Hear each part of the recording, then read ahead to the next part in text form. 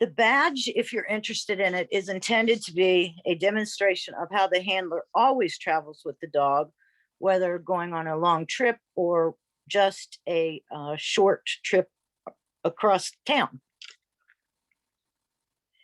It's supposed to be how you always travel with the dog and not a one-time demo of how things could be. We want to see what actually is rather than what could be. And for that reason, the badge itself does require a significant commitment to safe travel on the part of the handler. Now, people may be here because they're interested in the badge, because they're interested in a refresher, or because they want to learn more about the topic. And all are welcome. This is not all about the badge, but I know that some folks are interested in earning the badge. So when we think about travel with our pet, we think about their safety, their health, their comfort. But we really have to think about more than that when we're traveling. We have to think about how others perceive our pets when we're on the road with them. We don't ever want our pets, their behavior, to be a nuisance to anybody, whether it's in a hotel, at a rest stop, or on a hiking trail. So, you know that it's those people that travel with dogs and are not responsible that give all of us a bad name. So we need to make sure that we are always being responsible with our dogs. The hotels that accept dogs at this point could at any point decide not to, and we want to make sure that they do. So we are going to talk about going on trips of length and also of short trips. But first, we're just going to look at what you might have in the car if you're taking the dog on a regular, on a longer trip. So you want to have your dog's regular food and treats and water that you bring from home. And you want to be sure that you're not allowing your dog to get an upset stomach by unfamiliar food or treats, or water for that matter. They do get used to the water they drink at home. Plenty of cleanup bags like we always have with us, and any gear that's needed for our destination, which we'll talk about that a little bit more later. That first aid kit that we've been talking about. Be sure you have ID on your dog and on your crate if you choose to have the dog crated in the car. You also want to be sure that you have a copy of your itinerary in the car, so that if you're not where you're supposed to be, it's easier for somebody to know where you are supposed to be. For that matter, you should be sharing your itinerary with people you're not traveling with and checking in with them fairly often so they'll know you're safe.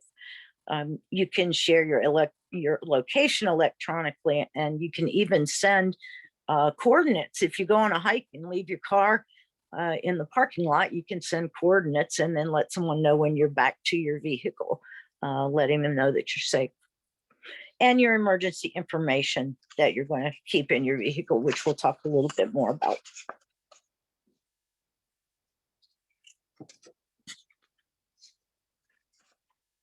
So when we think about emergency information, we want to make sure that we're giving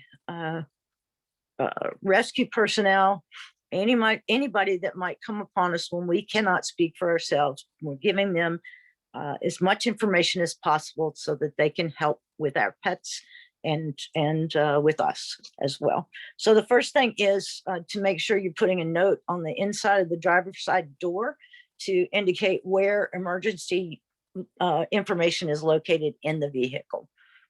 Ours is kept in the glove compartment, and the note directs people to the glove compartment. Now, in that packet, however you choose to package it and keep it, you should have photos of your dog, and that is so that you can, identify your dog if you need to, so that people know that it is, in fact, your dog. And you also probably can make wanted posters in advance and keep them in the vehicle as well. We gave you a sample of a wanted poster on the website with the information this week. You want to make sure that you have medical information that's easily accessible, because it could save your dog's life or it could save your own life. Make sure you include vaccination records, any known health concerns of your dogs, any allergies, any medications as well. The more information you can provide, the better it will be in terms of being able to help your pet. Also want to keep emergency contact information, who to call if there is trouble, and important phone numbers. So, phone numbers of family and friends that might be able to help, phone numbers for insurance, your microchip registry, any other important numbers that might make a difference. Make sure you have notes as well on physical characteristics and temperament of your dog. Specifically things like, what does your dog look like? What markings on the dog distinguish it from any number of other dogs that may look similar?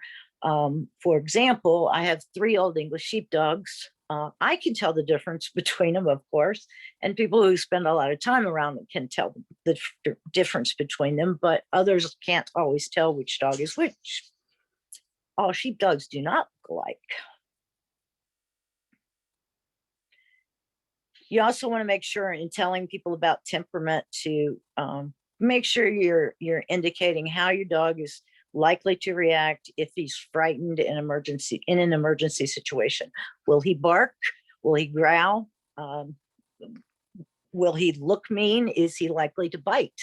Know your dog's temperament so that you can make note of it for other people, and include anything else that might be important for someone else to know in the event of an emergency. So I'm going to show you some photos.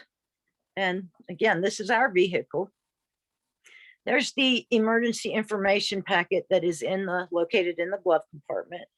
The sticker that's on that pouch there is new to us. We have branded it Dog Scouts of America, and we do have them available in the store for purchase now. Lonnie, if you could put the price in the chat function, I'd appreciate that. And these are really cool stickers. I have a number of them here, and I have thought of uses for more of them. So I'll be picking up some more of them at some point.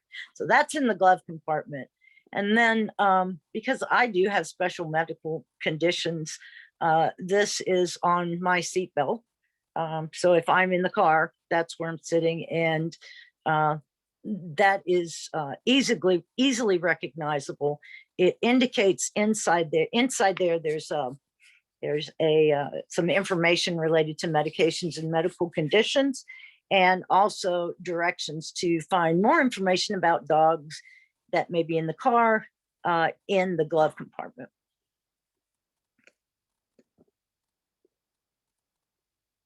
So there's that first aid kit that we've been talking about. That is where it resides in the car.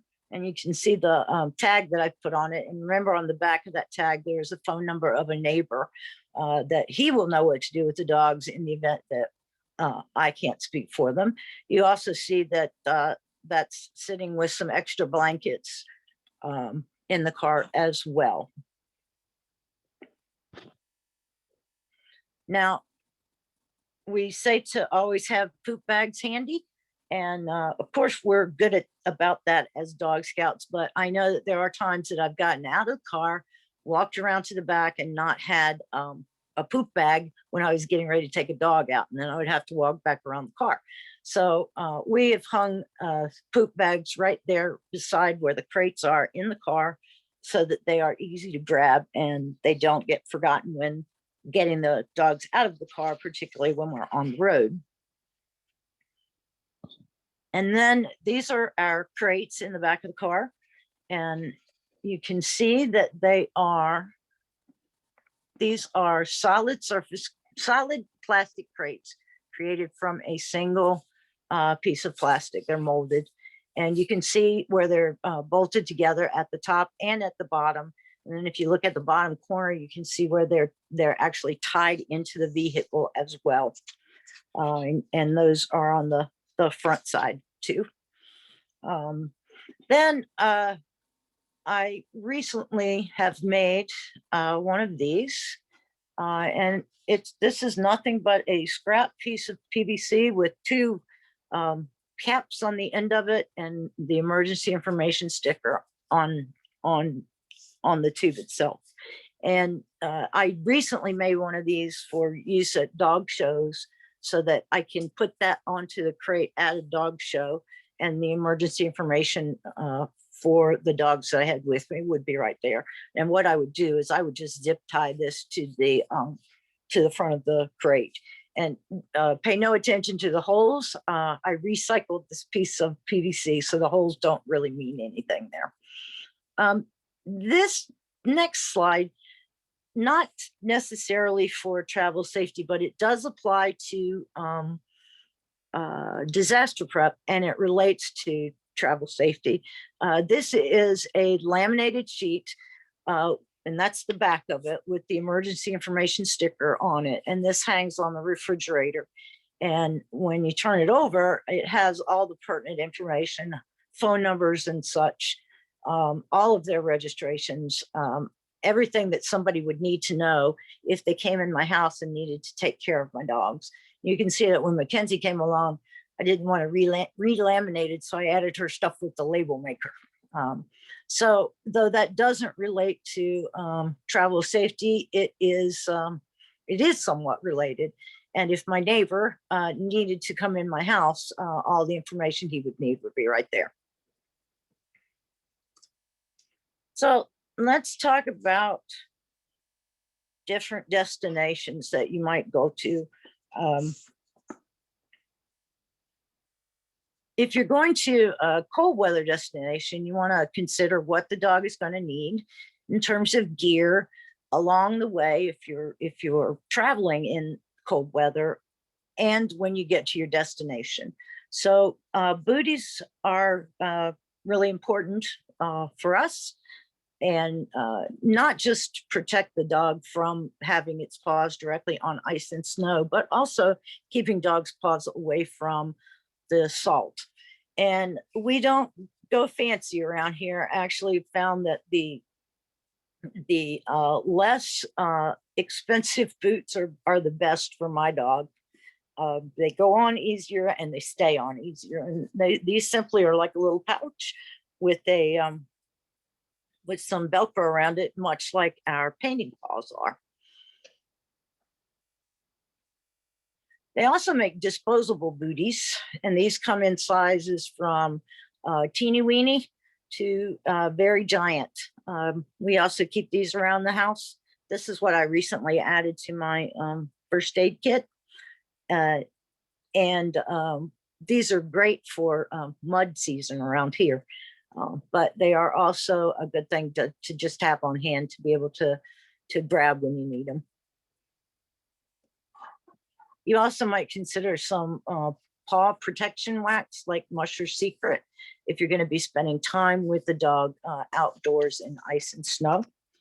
And don't forget a sweater or a hoodie or a raincoat or an emergency coat. What these dogs are wearing is it's called a warming suit, and it's made by Herta. And it simply is another layer to help the dog stay warm. And keep in mind that your dog may need to have something additional on it in the car, depending upon where the dog is traveling in the car. I know that in the front seats of the van, it's warmer most of the time than it is in the rear of the van where the dogs are riding. So having something on the dog can be helpful if it is extremely cold outside. And I loved that the picture looked like my good friends Delta and Jaeger there. So go ahead and type into the chat box, what are something else that you might think of that you might need in cold weather if you're traveling in cold weather or to a cold weather destination. Go ahead and type into the chat box.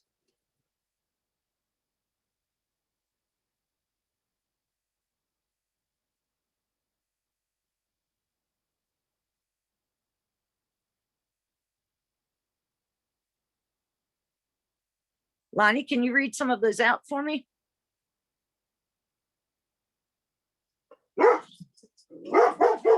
Sure.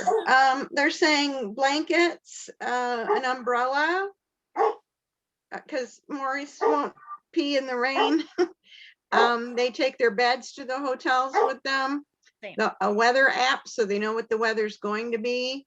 Hot hands, which are those instant hand warmers you can put in your mitten after you break them and rub them.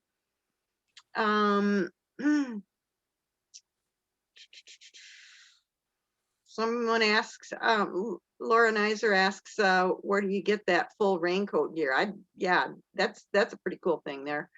The Herta. Can you spell that? Because I wasn't sure what you said when you said the maker. H-U-R-T-A. Herta, okay. It's their stuff is not the least expensive, but it most certainly is good quality. And this one is this suit is made of like a very soft material meant just to keep the dog warm or help keep it warmer. But Herta also makes snowsuits for dogs, and I do have a full snowsuit that I have for the girls, and it looks just like this, except it's snowsuit. Fran says towels for drying the dog. Mhm. More extra blankets and towels to dry. Hoods for the ears. That's a good point. Towel to dry the feet and the body. Paper towels. Jeanette Heidemann shares that she got some nice raincoats on Amazon. Ruth Robinson says real towels, lots of them. So we have some experienced travelers who know to pack a lot of towels. And Claudette says bird cage covers because her birds ride with her and they don't want to get chilled. Yep, definitely. Non-skid dog socks, Stacy and Ruby say. Sue Saremet says a tiny hair dryer I can plug into the car and dry those muddy, wet feet off. That's a good idea. That is a good idea. All good ideas. All good ideas. Thank you guys. You gave me some ideas to things that I might need to add to our cold weather stash in the car. Let's look at some warmer weather things. Now you might need boots in warmer weather too, particularly if you're taking the dog to the beach where he might be walking on hot sand or walking on a hot sidewalk somewhere. Or even in Florida, you got those stickers that get in your own feet and dog's feet, and they get everywhere. And booties can be helpful there. You also want to make sure that your dog has any parasite protection, external parasite protection necessary for warmer weather. For example, my dogs aren't normally on a flea and tick medication in the middle of the winter. But if I take a dog to a warmer weather location, I certainly make sure that I take care of that. You see the absorber towel there on the screen. We have these in the camp store, and these things are pretty awesome. They are great if you wet it down. It's great for throwing over top of a dog to cool it off, wrapping it around the dog's neck, of course, wrapping it around your own neck. And these things hold an incredible amount of water. They're just amazing little creations. So we have a number of those.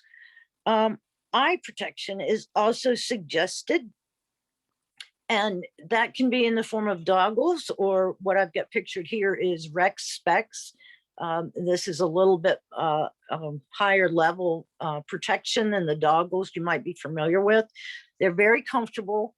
They're padded all the way around. And this is really good for making sure that the glare of the sun is not bothering the dog, particularly in a dog with lighter colored eyes. Not to say that these aren't handy in the winter as well, to keep the glare from the sun off of the snow from bothering the dog. And I happened to be on Facebook and I noticed a picture, and here we have Mighty Dirk Mouse belongs to Stephanie Inslee in his rec specs. I thought it was a cool picture and certainly proof that they are very wearable for dogs. Another thing that we normally have in the car in warmer weather is these battery operated fans. This particular one is made by Ryobi, and it runs off of batteries just like power tools, or you can also plug it into an extension cord. Shade cloths are really helpful. This is a reflective shade cloth that is an open weave, so it allows air to get in, and it will reflect the sun off of the cloth. You can drape it over a dog's crate. You can clamp it to the back of an easy up to block the sun. You can use it over the lift gate on a car or a van or SUV as well. There are also devices that snap into the locking mechanism on vans and SUVs that will allow you to leave the gate open for ventilation while still having the vehicle secured and locked.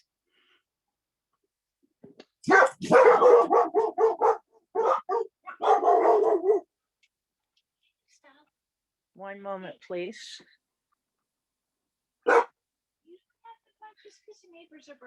Sorry about that. We have some barking going on in the neighborhood. Put it on a leash. So, sorry about that. You also want to make sure you have some sunscreen, particularly if your dog has a light colored nose, or that little part that's right there at the top of their nose that tends to be very pink on a lot of dogs. On my dogs too, they typically have a little part in their hair where the hair falls, and that part can get sunburned fairly easily. And of course, Katie's hair is always pulled back into a top knot, which leaves two parts on the side of her head that need to be protected as well. And also remember that if you're going to be anywhere where the dog is going to be around water, you want to make sure that you have a life jacket for the dog, even if the dog is a very good swimmer. And this one, I have big dogs, so I'm always aware of this handle. And the handle is important with a big dog, that the handle is sturdy enough in case the dog did have to be fished out of the water. And this is a life jacket that can sustain the weight of the dog. So go ahead and type into your chat function the things that you might take with you in case of warm weather.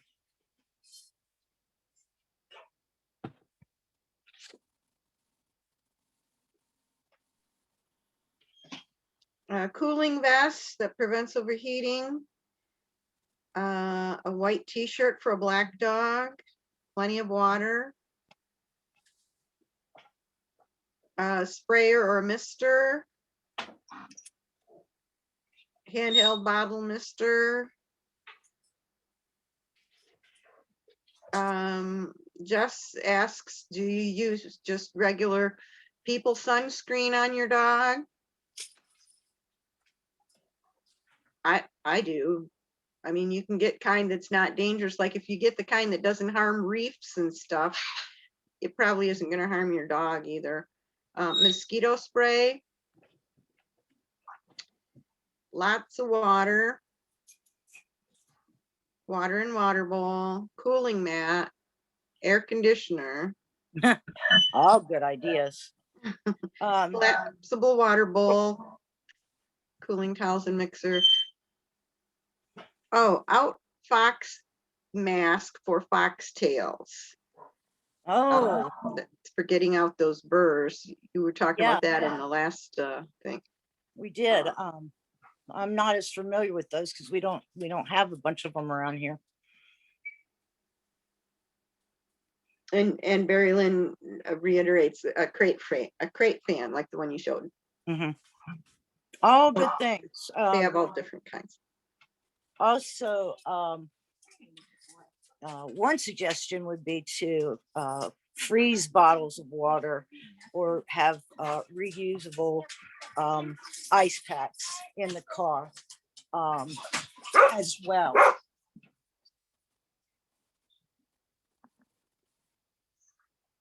I'm sorry, my dogs seem to be very active tonight. Seems like there's a lot The going point on of in the frozen water is so the dog can lie against it, right? Correct, yes. All right, so when you get to your destination, there's things you're going to need as well. Depending upon where you're going, that could be different things. But there are some general items you're going to want anytime you're traveling somewhere. You all already mentioned extra towels, sheets, and blankets. If you're staying in a hotel or an unfamiliar place, you're going to want to put something on top of the bed covering so that your dog doesn't get hair all over the place. If you're using a crate inside, you want to make sure you have something underneath the crate, again, to protect the floor covering from dog hair and other things. Keep in mind that if you're in a hotel, you may need to cover the crate for the dog's comfort and security. And you might consider taking a t-shirt or piece of clothing that you've worn and either put it in the crate with the dog if he's not likely to tear it up or eat it, or actually put it on top of the crate. That smell of you being around can be very comforting. Grooming supplies. For some of you, what's on the screen may seem like a lot of grooming supplies. For others of us, it's not nearly enough. So make sure that you have whatever you need to groom your dog so that you can keep the dog free of dirt and anything you might pick up on a trail, or anything might get stuck in his coat that needs to get brushed out. Of course, maybe that doesn't happen as much to people with shorter haired dogs. You also want to make sure you have some kind of a rubber brush to remove the dog hair that may get on furniture, rugs, beds, despite your best efforts to cover them. A brush like this is a very good tool to get dog hair off. I know that in the past, I've heard some people using the lint rollers, but this is far superior to a lint roller for removing hair. So you might want to consider something like that. Soft-sided crate or a wire crate would work just as well if your dog prefers that. But a place to be able to corral the dog in a location that is comfortable for him. Also make sure that you have something like a reflective vest or an orange vest for darkness or for hunting season, or anytime you want to make a dog more visible. I found that having one of these on my dogs just gives me a little bit of security that someone won't think it's a bear walking through the woods, and it is in fact a dog. Also consider motion sickness. I don't know if any of you have ever had dogs that had motion sickness, but I've had two of my current dogs. Two of them suffered from motion sickness. Mackenzie outgrew hers, and Sam has mostly outgrown his, though he does still tend to get motion sick on longer trips. So we treat him on longer trips so that he's not uncomfortable. And I don't think he's going to outgrow it because he's 10 years old. There are many remedies you can use for motion sickness. The one that I use is Benadryl. Do you all remember Benadryl is a wonder drug as far as I'm concerned. So I know the proper dosage for Benadryl for my dogs. For motion sickness, I give them about half of what a regular dose would be. depending on your situation and where you're going, there could be any number of things to take with you, because traveling with dogs is sometimes like traveling with toddlers. So, what haven't we mentioned that you find that you regularly travel with? Go on and type that into the chat function.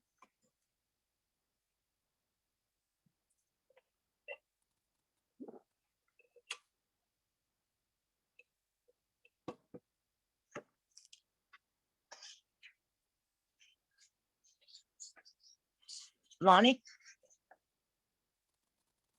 Sorry, I was muted. I'm reading everything off and I unmuted. I Wonder- added rescue remedy. Yeah. Leah says flashing dog collars and ear wash. Ruth says for hotels, plush toys. Mhm.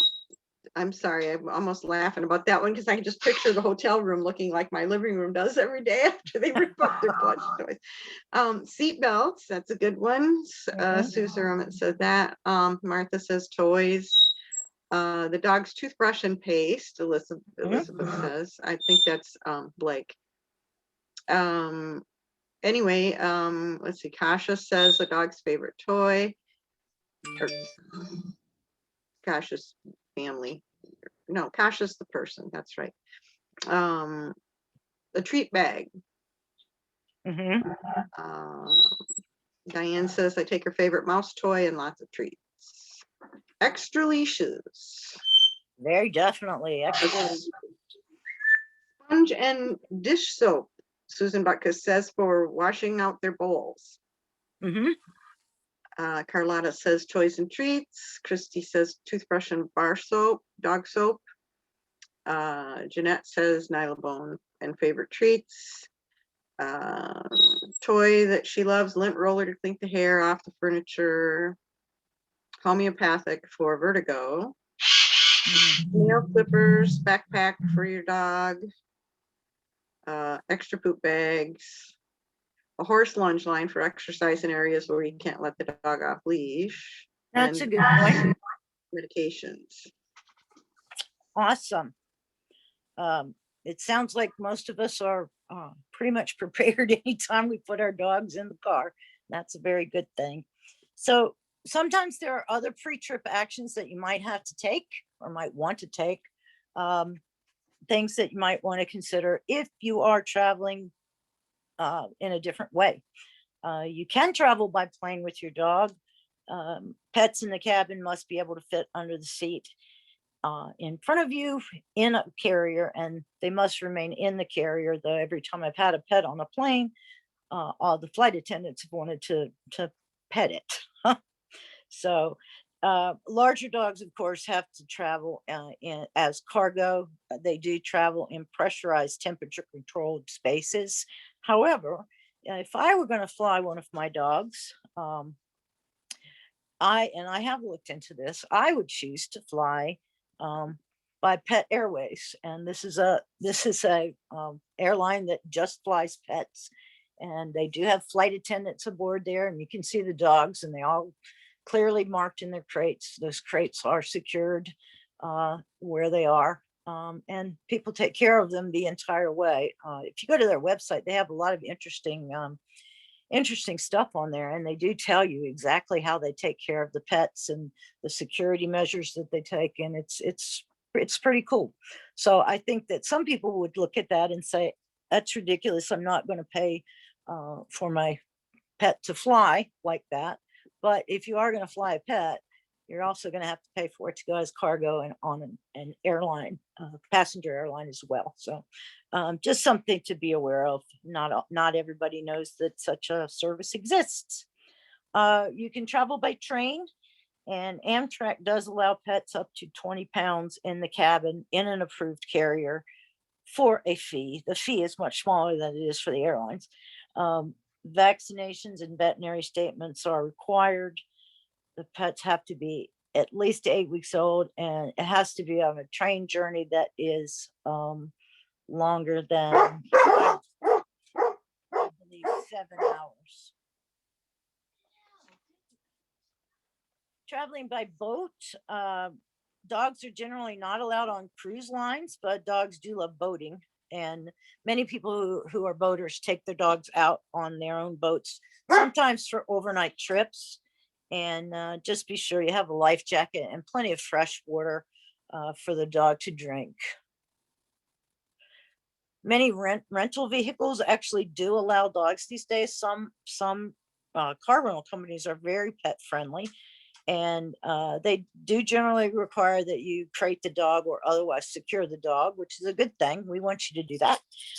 And they also require that you make sure that the car doesn't have any dog hair in it when you return it.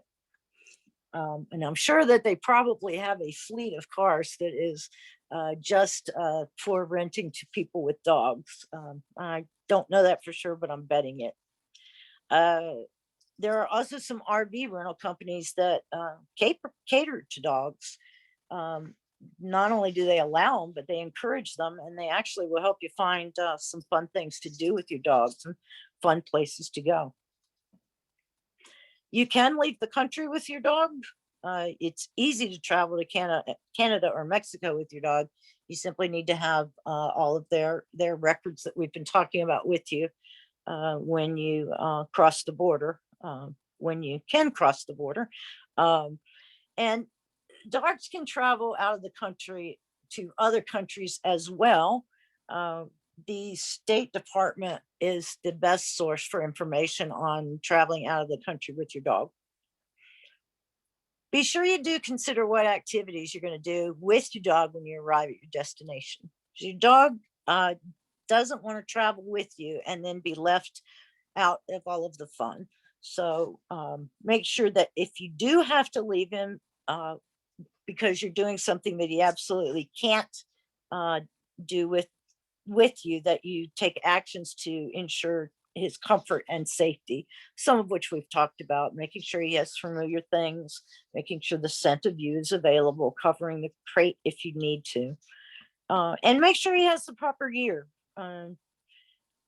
Only you know what is most appropriate for your dog based on where you're taking them. Then make sure you think through all of the contingencies and all of the places that you want to go and things that you want to do with your dog. For example, if I were going to take my dog to stay with some friends and my dogs were going to do the same things that they typically do at home in the winter, I would take the same things that they use at home. But I also would consider, if I'm going to take my dogs hiking or do something with them that they don't normally do in the winter, that I am prepared for that as well. So make sure you're thinking through all eventualities and not just what your dog might do when your dog is at home with you. Okay, let's talk about containing your dog in the car.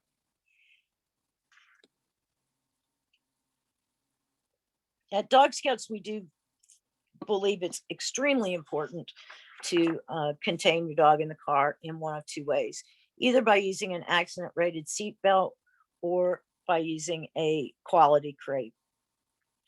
Uh, we have referred you in the weekly information to the Center for Pet Safety, and they have a ton of great information on their website, including the crash test videos. They partner with Subaru, which is a very pet friendly car company, and uh, mm, the goal is for them to find safer ways for dogs to travel in the car, continually safer ways.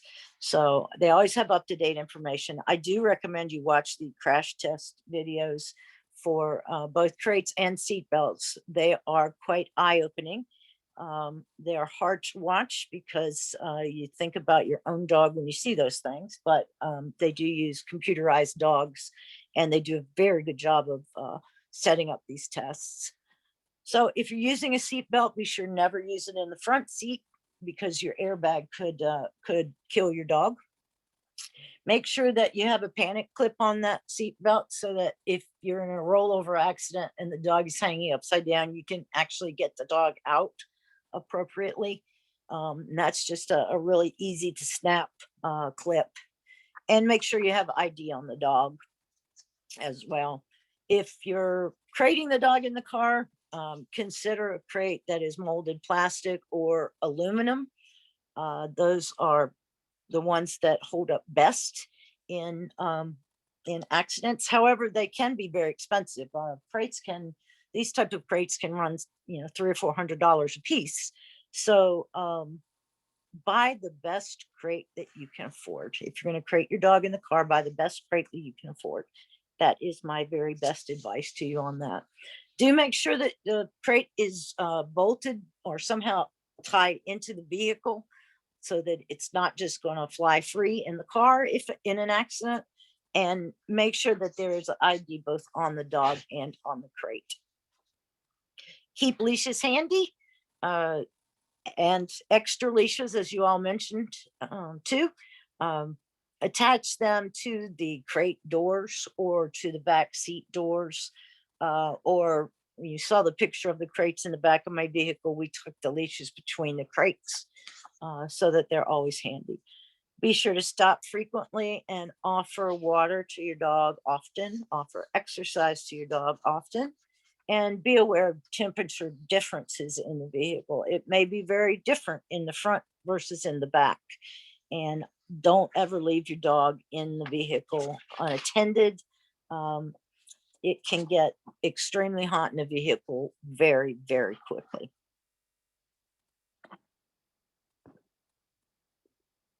So to be a good dog scout, your dog needs to be able to travel quietly in the vehicle. He needs to be quiet when stopped for breaks, such as at rest stops, in hotels or in private homes. Don't take your dog to somebody else's house and let him, you know, run up and down the fence line with the dog next door, bark excessively, that type of thing. We sometimes think our dog's behavior is um, normal because it is normal. However, we need to recognize what it might look like to someone else. And again, make sure our dogs are not being a nuisance. Dogs bark. You've heard my dogs barking as we've been talking. Despite the best efforts, dogs do bark. So you have to just do your best to contain that. Your dog does need to be able to come to a stranger in the event of an accident. And that's a stranger that would call your dog without calling it by name. So it would say puppy, puppy, puppy, or come here, doggy, just to make sure that your dog actually will approach a stranger. And also, the dog needs to be able to wait and not jump out of the vehicle the minute the door is opened. We don't want anybody bolting out of a car. To be a good dog scout, the human has to do some things too. Uh, First of all, train your dog to be a good traveler and be very consistent in what you require of your dog. Uh, if there are things that you expect your dog to do away from home, you have to expect your dog to do those things at home too, because he's not going to magically behave differently the minute you go away on vacation. Always clean up after your dog, and that doesn't just mean your dog's waste, but anything else that your dog might leave behind, such as dog hair, or when you leave him with his favorite stuffed toy and he unstuffs it, be sure to pick up all the stuffing. Uh, Anything your dog might leave behind, make sure that you get everything cleaned up. And if your dog should destroy something, own up to it right away and offer to take care of it. You'll always want to obey leash laws and any posted regulations. For example, if you get to a location that you've been dying to hike and your guidebook says dogs are welcome, and you get there and it's posted that dogs are not allowed on the trail, please don't take them on the trail. Again, we don't want to give dog handlers a bad name. We want to give them a positive view of dogs. So follow the rules. Try to never leave your dog alone in a hotel room, although sometimes that is necessary. You're going to want to take any steps that you can to ensure that your dog is calm, comfortable, and quiet if you do have to leave him in a hotel room. There are times when you might take your dog to a family or friend's home, and you might have to leave him in the house alone. And again, just make sure that you have left him in a place where he's safe and secure, probably not in a place where he has the run of the house, and do everything you can to ensure that he is a good guest. Be sure to travel with a well-stocked first aid kit like we've been talking about, and be very respectful of your environment, respectful of other people you may encounter, respectful of people that may be traveling with you. Um, so the things that I've talked about tonight are things that you're expected to always do, not just do in order to get a badge. So maybe you thought this through, and maybe you already have earned a badge with your dog, and perhaps you've slacked off at some point during that time. Don't worry, it happens. It doesn't make you a bad parent. But take this opportunity to tighten up the way you travel with your dog, whether you're going, short distance or long distance. If you've been very consistent in the way you travel with your dog, perhaps you've heard something tonight that you want to upgrade. And if you haven't thought much about traveling with your dog or how you do it or advanced preparation, I hope that maybe you've given some thought to how you might want to do that. So we've reached the point where we can ask some questions. I'm going to remove the screen share so that I can see you all. If you do have a question, use the electronic raise your hand function. Let one of my helpers call on you, unmute to ask your question, and then lower your hand once you've been called on. Melissa is going to post the link to the Weekly Wag stamp. And I'm also going to ask Lonnie to, after we've answered the live questions, to review anything that's on the chat function to make sure that everybody has seen all of the great questions and Hey. things that have been out there. Diane has her hand up. Hi, Diane. Hi. Can you speak a little bit more about the panic clip? Because I'm going to use our harness, the Sky. So what's the panic clip? Does that clip to like the harness to the seat belt, or what is that? Yeah, Is that so if something like, you're what in is a that? rollover accident, you don't want the dog, the when you're upside down, the pressure on the seat belt, it's, if you're a person, it's really hard to get out of. They Okay. often cut you out Okay. in a rollover accident, but you want to be able to release your dog from that seat belt before help arrives, if at all possible. So that's the point of the clip.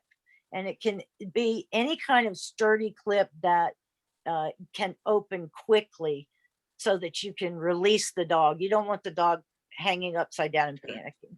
So I guess, so is it something that would be part of the special harness, or is it the harness?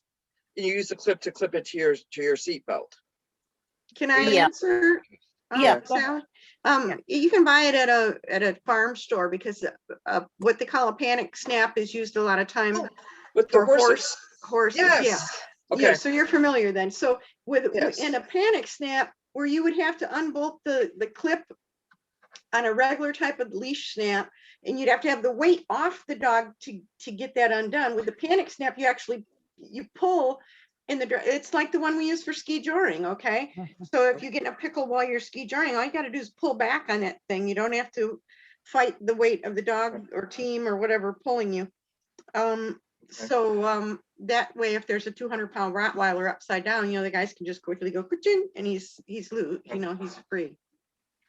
Okay. Okay. Thank you. Okay.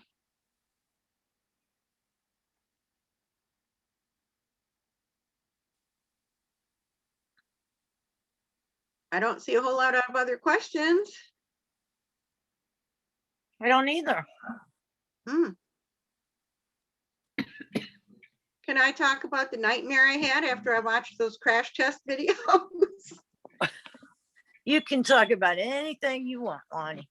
No, I have a quick comment to make, and that is just staying at a hotel. I was very conscious of other dogs that were staying at the same time, and it's kind of tricky sometimes, I mean, it's just like any other situation where you have to, manage your dogs, and respect the distance and all that. But Mhm. it's not like at Dog Scout camp where the dogs get to know each other either. So that was, just something to think about, who's staying in your vicinity, because usually they'll have just like a wing of the Yeah. hotel that's dog friendly. So Yep. you may have them in the ones next door, and barking can kind of, get out of hand or something like that. So, having chewies or tongs or something like that to just kind of reassure them. And Yeah. hopefully, If you have an adult dog that you've never taken to a hotel before, it is a very different experience for the dogs. Um, all three of mine have kind of grown up going to hotels. I have very fond memories of Sam and Katie running up and down the hallway in a hotel when they were, gosh, I don't know, about 5 months old. It was late and they needed exercise, and so they ran up and down the hallway, which was in a very controlled manner. I wouldn't normally suggest that, but we knew most of the people staying in the wing. So um, it is a different experience if your dog has never stayed in a hotel, because they hear noises that they're not used to hearing. So, you know, recognize the dog is going to bark sometimes and do your best to be able to contain that. Donna says, that she asks if it's like a carabiner, and if you're referring to the panic snap, no, because even with a carabiner, don't trust carabiners unless you've bought them at a store that's like for mountain climbing and stuff that can withstand a lot of pressure. What you'll see in those crash test videos is how any kind of dog seat belt restraint will fly apart if there's any plastic holding it shut or anything. The plastic hardware just goes. So everything that you buy for your dog, it has to be heavy duty. That panic snap is used for like with restraining, like fighting stallions and stuff, and if they need to get away from it, you should go boop, and then it's open. So it's not like a carabiner. I think you still have to lift the dog quite a bit to get him out of the carabiner. Yes. I have, in watching the crash test videos, the one that sticks out in my mind the most is the little dog that was on the seat, and he was harnessed, and he was attached to a seatbelt, and it was like that harness just didn't exist. The minute the impact happened, the dog just kept going forward like the harness didn't exist. So, some of that footage is makes an impression on you. Sue Surratt has her hand up. Go ahead, Sue. Unmute. Can you unmute, Sue, or do you want me to unmute you? Well, let me try to unmute. Sue, we can't hear you. There Here you we go. Okay. Yeah, I have the Kurgo seatbelts. Are those rated very well?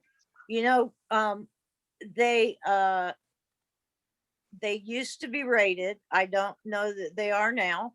Kurgo has been bought by somebody, and that's the thing that you need to be aware of with these seat belts, is that there are some that used to be on the market that are no longer on the market, not through any fault of their own, but they were crash rated at the time. So you kind of have to do your research, and again, pay attention to what kind of hardware is on it and how it Yeah, attaches. it's all metal.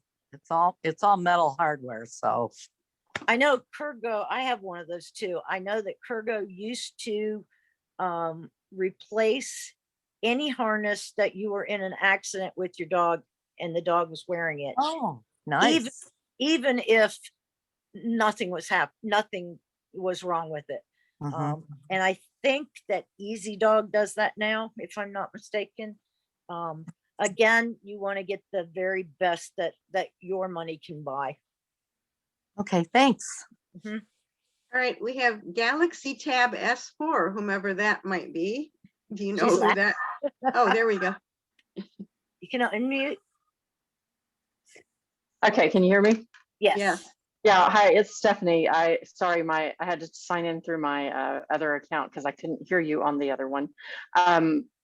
So somebody was asking, can you see this That's it. about the Yeah, clip? Yeah, I just wanted to show her, and I'm sorry I don't recall, but this is so that when you need to let the dog loose, you just pull back on it and it automatically pops with the pressure. It pops out. Can you see that? Whoever was asking. That's all. Diane. Yeah, Diane. Mhm. So it's just with that back action that it immediately releases it. thank So- you. Thank you. Mhm. I should have had one handy and I didn't. I was gonna run and get one. I think there's one in my drawer out in the dog room, but I didn't want to leave. So thanks. So then I have to take my hand down. Did that do it? I can do it for you. Awesome. There we Thank go. you. There you go. I also posted a picture of those snaps on the Facebook group. Thank you, Shirley. Okay, there's a hand up thing, but I don't see anybody with their hand up. It says Christie's hand is up, but it's not.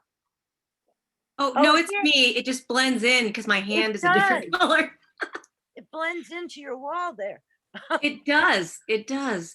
I just wanted to give a little testimonial for Kurgo because Maurice has one of those bucket seats that hangs Mhm. over the top of the seat and goes around and attaches to the seat belt.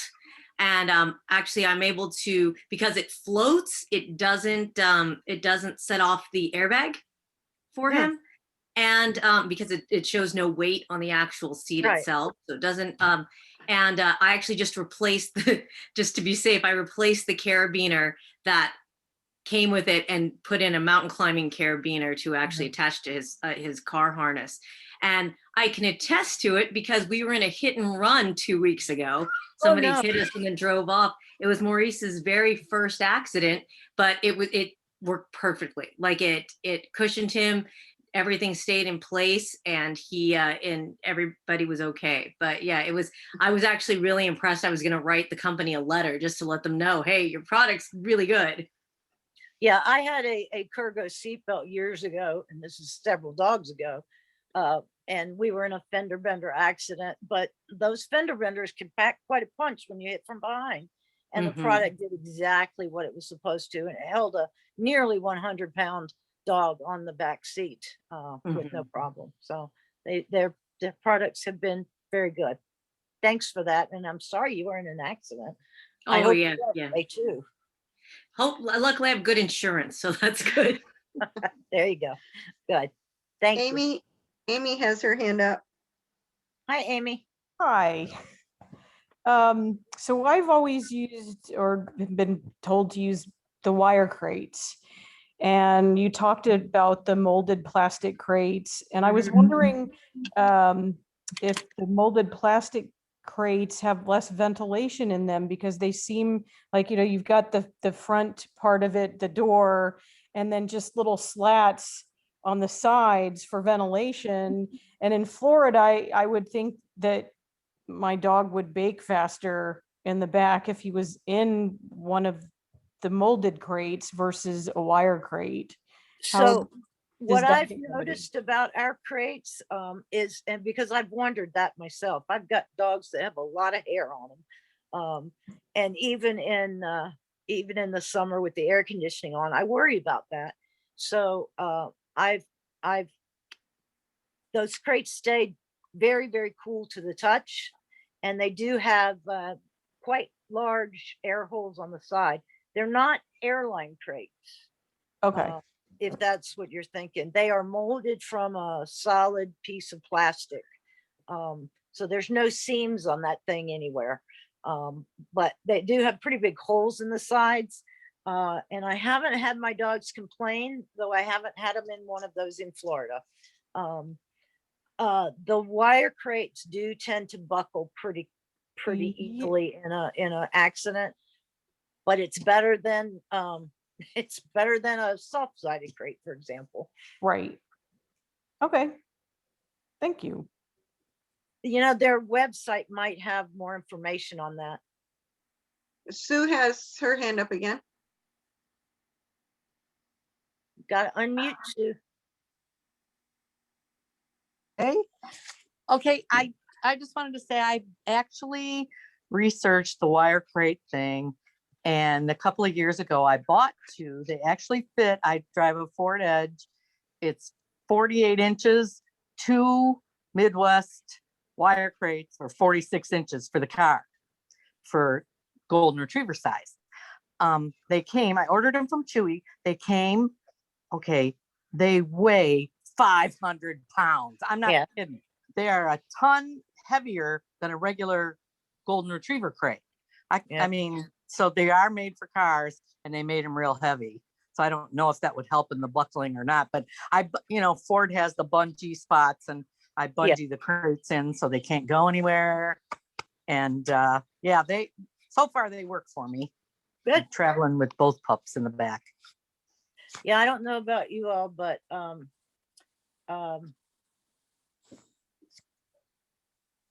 that thought went out of my head, so it must not have been that important. Sorry. Claudette has her hand up.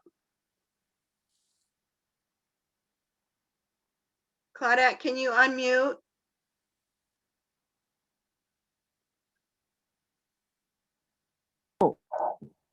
Okay. Yeah. There we go. I thought I had already done that, but I guess I got remuted. Suburbans and Yukons for years, since the 90s. And I found that the back of the car, when the air is on, it stays cool. So I put the rear on when the air is on, but when the heat is on, they cook back there. So I have to make sure the rear is off when if I'm using the heat, and that, that it's on if I'm using the air conditioning. So you kind of have to know what your particular vehicle is like. Yeah, absolutely. That was Because it get awfully hot if I have the heat on the rear. absolutely. That was my intention in saying make sure that your dog is comfortable in whatever part of the vehicle you are in, because in some of those bigger vehicles, they do get quite a bit of distance between you and where the actual dog is. Did you like the picture of the giant schnauzer, Claudette? I certainly did. I noticed that right away. Barry Lynn has her hand up. Hi, I was just gonna say, like the molded plastic ones, if you're talking about the Rufflin, as far as like that Florida, if you order that directly from the company versus like Cabela's carries Rufflin and so does Bass Pro Shop.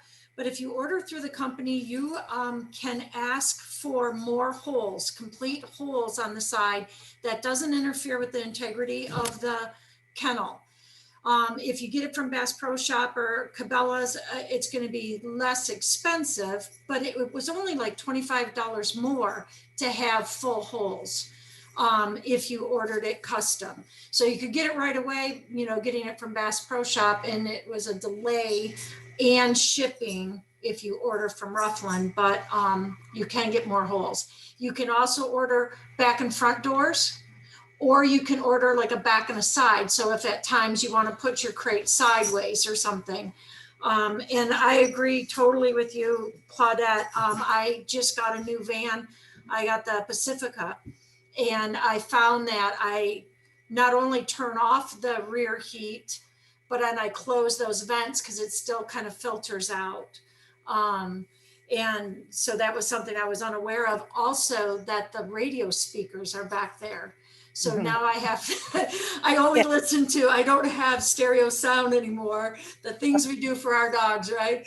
I only listen through the front speaker, but I don't want to blast things in their ears. So anyway, and I have the Krugo, or however you say that, tether and harness for Bam to go across the whole seat. And I've been very happy with it. The main thing is if I did stop fast, he will not fly off the seat. That's when a lot of internal damage can be done.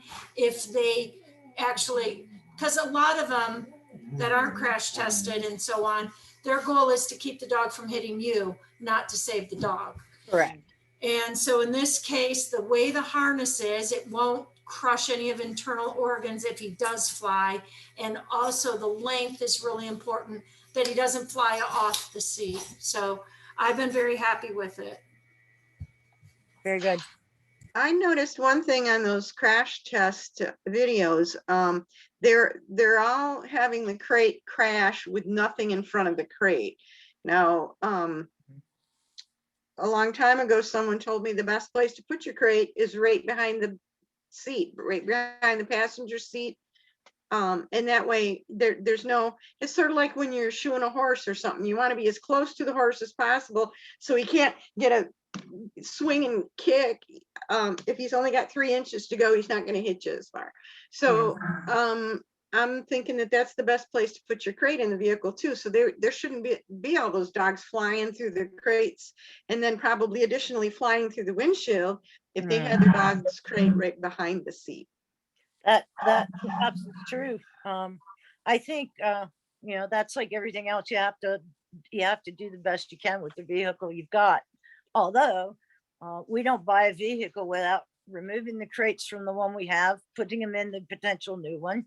I can't tell you how many car dealers we've amused with that whole thing. Obviously, we have some pretty big crates that require a lot of removal process. So also, you may have noticed we only have 2 crates in our vehicle and we have 3 dogs. The other one is not just loose, so don't worry. And we don't stuff 2 of them in there together. If we have 3 dogs in the car, which we don't normally have 3 dogs in the car, the third one is on a seat belt in front of where those 2 dog crates are. And the tags on the crates are such that we can rotate them depending on who's in the crate, which is Claudette something has- else to keep in mind. Claudette has her hand up. Claudette?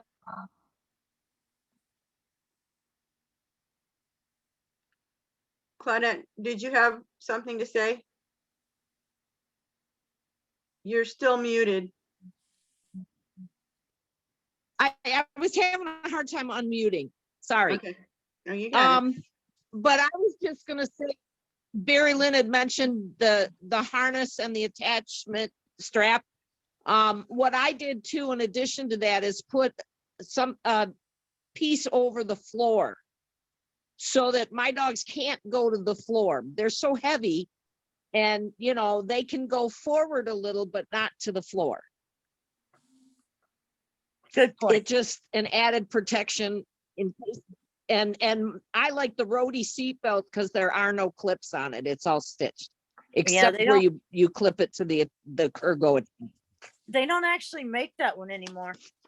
Sadly, no. No. So But that's when the they did, I just make ordered them, one. when they did make them, they were accident rated and they had some good I videos just tried another online. one for the other car. Well, they weren't making them as of when I researched for the material we provided, but I'll go back and look at it again. Maybe I got one of the last ones left. I don't know, but I it could just be. got one like probably. Or if you ordered it from a reseller, they may have had one. But we still have 1 or 2 in the camp store, I think. Yeah, we still have about 6 of them in the Possibly. camp I don't store, know. but they don't. they just don't make them anymore, Yeah, they're not making them. which is a shame. Yeah, it is. That was a nice seatbelt. Of course, those wouldn't be hard to make if you had a commercial sewing machine. Okay, we're over our time tonight. Is there anybody else who would like to chime in?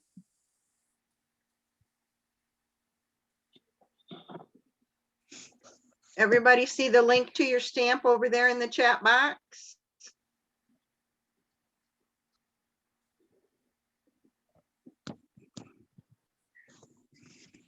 Okay, then. Well, thank you all very much. We've enjoyed our Wednesday night. I apologize for the false start and for the bit of barking that we have. I think the neighborhood is calm now. but Sally, things Amy has something to add or ask. Yes. Where is Amy? I don't know. Go ahead, I Amy. just did a thumbs up. Oh, that okay. was a thumbs up? Yeah, Okay. Thought it was a hand. I'm all good. Although, how do you spell, is it rough land or I couldn't hear the name RUFF. RUFF. Uh-huh. Okay. Life is LL Cool rough. sells those too, but. All right, thank you, everybody. See you next time.